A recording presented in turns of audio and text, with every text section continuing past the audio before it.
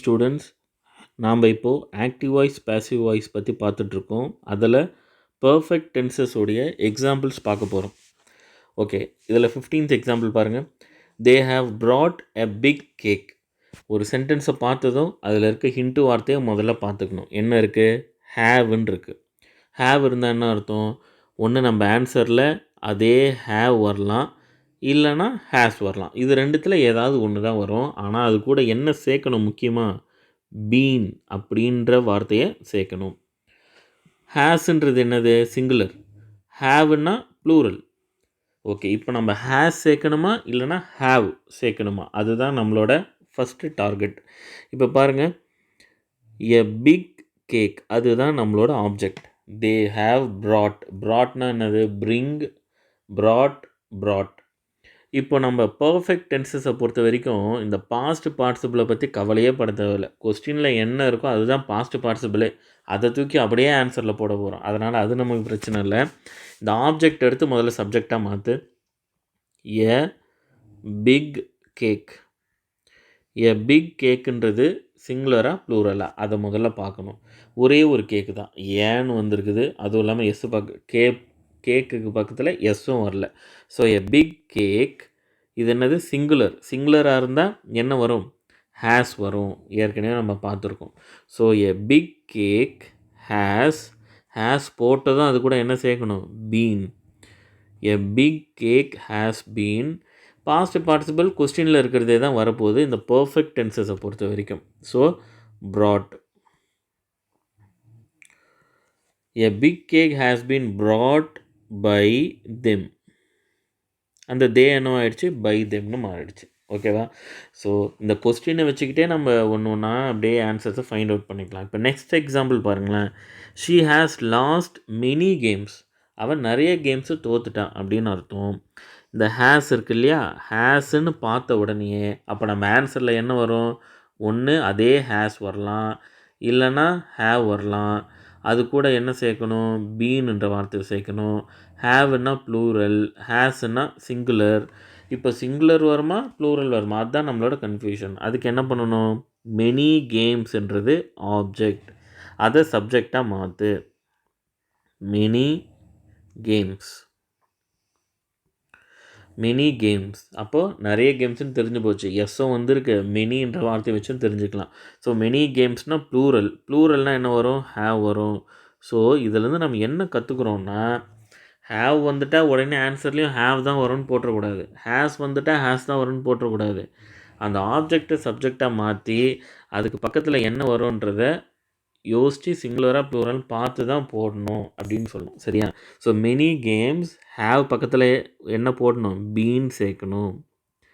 Many games have been லாஸ்ட்னா அது present tense, லாஸ்ட்னா பாஸ்ட் டென்ஸ். பாஸ்ட் பார்ட்டிசிபிளுக்கும் லாஸ்ட்டு தான் வரும். Many games have been lost by she என்னவாயிடும்? By her. அவ்வளோதான். இது ரொம்ப சிம்பிள். இதில் ஒன்றே ஒன்று நம்ம பார்க்க வேண்டியது ஹேஸ் வருமா ஹேவ் வருமானு பார்த்துட்டு பீன் போடணும், அவ்வளோதான். ஆனால் இந்த பாஸ்ட் பர்ஃபெக்ட் டென்ஸோட எக்ஸாம்பிள்ஸ் பாருங்களேன். இது ரொம்ப ரொம்ப ஈஸி. ஏன்னு வச்சுங்க, இங்கே ஹேட் வந்துட்டால் ஆன்சர்லேயும் ஹேடு தான் வரும். No confusion. ஸோ என்ன பண்ணலாம்? ஹிஸ் மிஸ்டேக்ஸ்ன்றது ஆப்ஜெக்டு, அதை சப்ஜெக்டாக மாற்று. ஹிஸ் மிஸ்டேக்ஸ்ன்னு பார்த்ததும் அது சிங்குலராக ப்ளூரல்லாம் நமக்கு தேவையே இல்லை. ஏன்? ஹேடுன்னா அதே ஹேடு தான் வரும் இல்லையா? இது இப்படி நம்ம கண்டுபிடிக்கணுன்னா முதல்ல என்ன பண்ணணும்? அந்த ஆக்டிவ் வாய்ஸ் பேசிவ் வாய்ஸ்க்கு ஃபஸ்ட்டு வீடியோ ஒன்று போட்டோம் இல்லையா? அந்த வீடியோவில் இருக்க ட்ரிக்ஸு, அந்த ரூல்ஸ் எல்லாம் நம்ம பார்த்துட்டு வந்தோம்னா இதை நம்ம ஈஸியாக பார்த்த உடனே எல்லாத்தையுமே கண்டுபிடிச்சிடலாம்.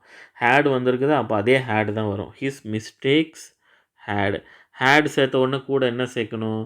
Have, has, had. இது மூணுத்துக்குமே கூட என்ன தான் சேர்க்கணும்? பீன் தான் சேர்க்கணும். His mistakes had been forgiven அப்படின்னு கொடுத்துருக்கு. இது என்னது? ஃபர்கிவ், என்னை மன்னிச்சிரு அப்படின்னு சொல்கிறோம் இல்லையா? ஃபர்கிவ் அது ப்ரெசன்ட் டென்ஸ். ஃபர்கேவ் அது பாஸ்ட் டென்ஸ். ஃபர்கிவன் அப்படின்னா அது பாஸ்ட் பார்ட்டிசிபிள். அப்போ அதே தான் வரும். உங்களுக்கு இந்த பர்ஃபெக்ட் டென்ஸில் மாற்ற தெரியலனா கூட கொஸ்டினில் இருக்கிறதே அப்படியே எழுதிக்கலாம். His mistakes had been forgiven. His mistakes had been forgiven by you.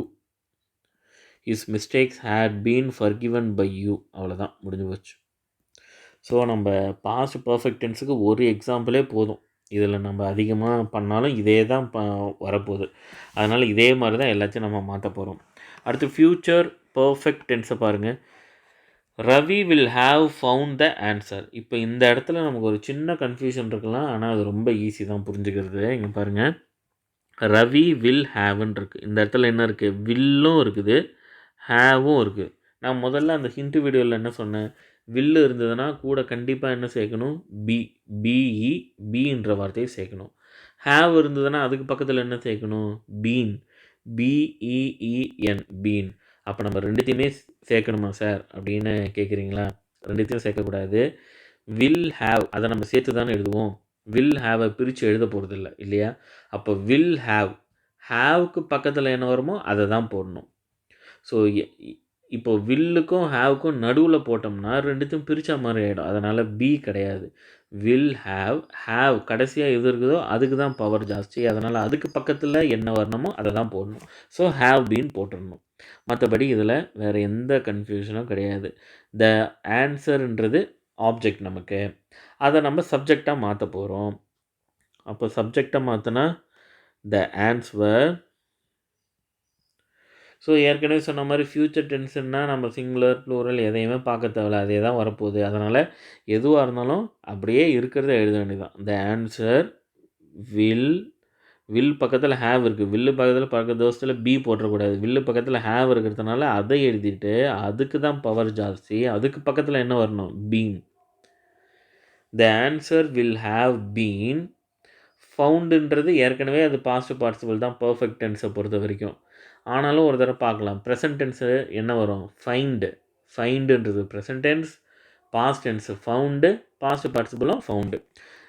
The answer will have been found.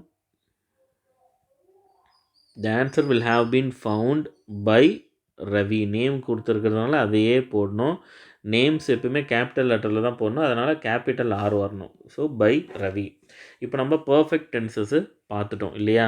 இப்போ அடுத்து இருக்கக்கூடிய 3 டென்சஸ் பாருங்கள். என்னென்ன tenses? Present perfect continuous tense, past perfect continuous tense, future perfect continuous tense. இந்த 3 டென்ஸுக்குமே passive form கிடையாது. Okay, ஏற்கனவே ஒன்றுத்துக்கு பேசிவ் ஃபார்ம் கிடையாது. அது என்னது? Future continuous tense. அதையும் கூட இங்கே நோட் பண்ணிக்கலாம். Future continuous tense. Future continuous டென்ஸுக்கும் இந்த பர்ஃபெக்ட் கண்டினியூஸ் டென்சஸ் 3த்துக்குமே பேசிவ் ஃபார்ம் கிடையாது. அதை நம்ம விட்டுடலாம். ஓகேவா? இப்போ நம்ம மீது இருக்கக்கூடிய 8 டென்சஸ்க்கும் பேசிவ் ஃபார்ம் எப்படி மாற்றணும் அப்படின்னு ட்ரிக்கோடு பார்த்தோம். இப்போது இதோட பேசிவ் ஃபார்ம் முடிஞ்சு போச்சுன்னு அர்த்தம் கிடையாது. இன்னும் நம்ம எக்ஸாம் பாயிண்ட் ஆஃப் வியூவில் எப்படிலாம் நமக்கு ஆக்டிவ் வாய்ஸ் கேட்பாங்க, பேசிவ் ஃபார்ம் கேட்பாங்க, ஒரு சில நேரத்தில் 2 சென்டென்ஸாக சேர்த்து கொடுப்பாங்க, அதை எப்படி மாற்றுறது, அதை எப்படி ஜாயின் பண்ணி எழுதுறது, அப்புறம் இந்த கமாண்ட் மாதிரி வந்ததுன்னா அதை எப்படி பேசிவ் ஃபார்மில் மாற்றுறது, கொஸ்டின் டைப்பில் வந்தால் எப்படி பேசிவ் ஃபார்மில் மாற்றுறது, இந்த மாதிரி இன்னும் நிறைய டைப்ஸ் இருக்குது. அது எல்லாத்தையுமே நம்ம அடுத்தடுத்த வீடியோவில் பார்க்க போகிறோம். ஸோ அதனால் ரெகுலராக வீடியோவை வாட்ச் பண்ணுங்கள், கமெண்ட் பண்ணுங்கள், லைக் பண்ணுங்கள். தேங்க்யூ.